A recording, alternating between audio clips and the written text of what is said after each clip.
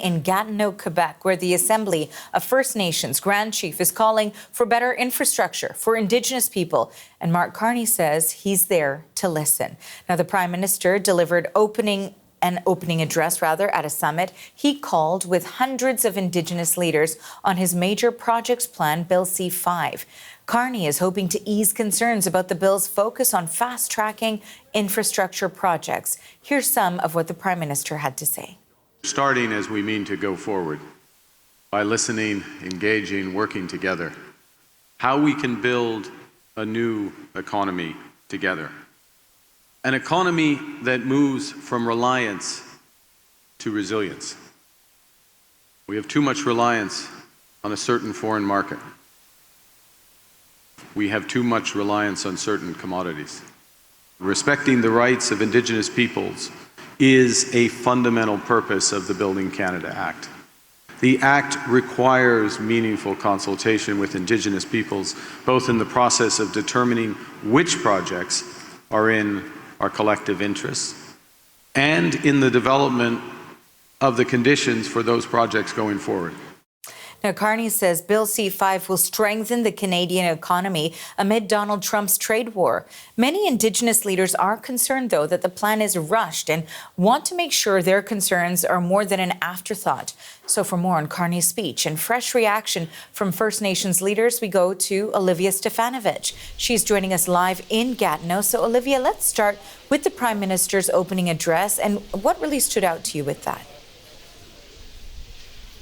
Well, Arthi, Prime Minister Mark Carney is essentially trying to get First Nations leaders on board with this plan to fast-track major projects across the country.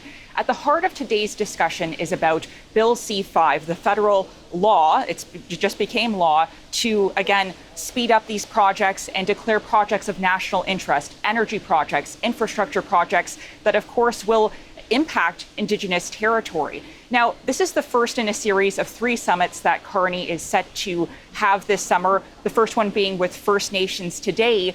There are 634 First Nations across the country, Arthi, and they were all invited to send a representative, a chief, to today's meeting at the Canadian Museum of History here in Gatineau, Quebec. So there's a lot of people to hear from. The Prime Minister's office says about 250 nations sent representatives. I can tell you when Prime Minister Mark Carney, when he came up to the podium to deliver his opening remarks, chiefs were looking a little bit skeptical, and they have a lot of reason to feel that way, Arthi, because of the fact that this legislation was sped up in Parliament. It was passed so quickly, and many of them say they feel like that their concerns about how this legislation could interfere with their rights and environmental protections, that these concerns just weren't addressed.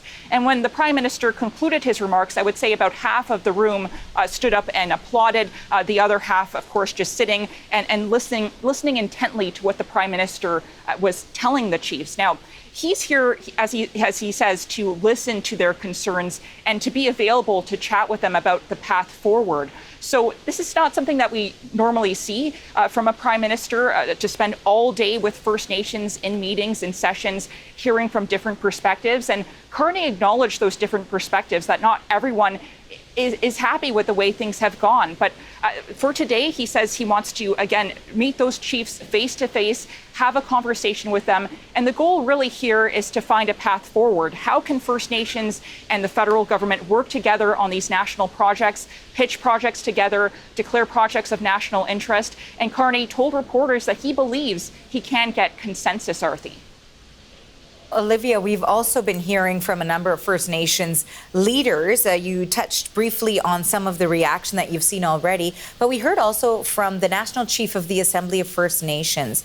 What specifically did we hear on that front? Well, the National Chief spoke to reporters after she addressed the First Nations Summit here at the museum.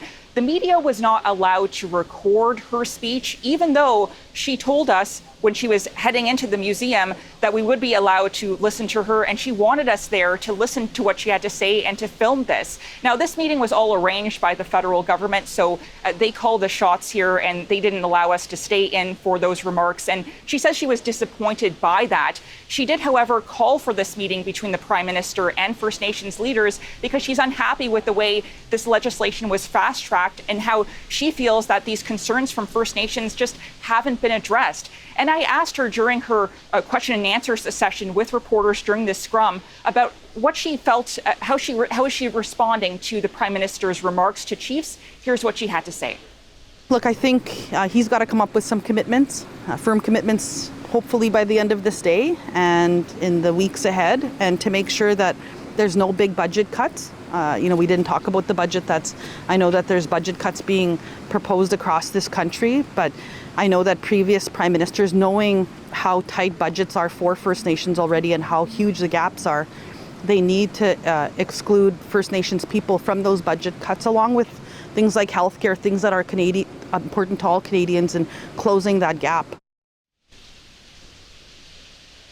Now, one of the other commitments that the Assembly of First Nations National Chief Cindy Woodhouse Nepinak says she's looking for from Carney is a commitment to meet again with First Nations leaders, all 634 of them across the country, in a year's time for an update to see how things are going and to address any issues that may come up. Now, we haven't heard from the Prime Minister's office yet if Carney is going to make that commitment. I should also note that there are some chiefs here who are ready to pitch projects, who are completely behind this legislation.